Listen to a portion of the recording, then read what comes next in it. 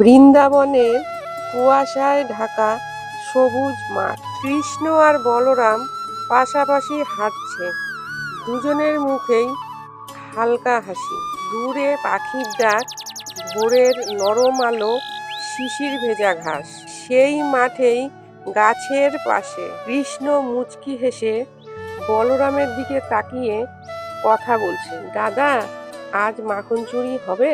বলরাম হাসি মুখে হাত দিয়ে ইশারা করছে। না রে কানাই, আজ গরুগুলোকে নদীতে জল খাওয়াই। যমুনার পার, গাছের ছায়া, গরুর বাচ্চারা নদীর জলে খেলা করছে, জল খাচ্ছে।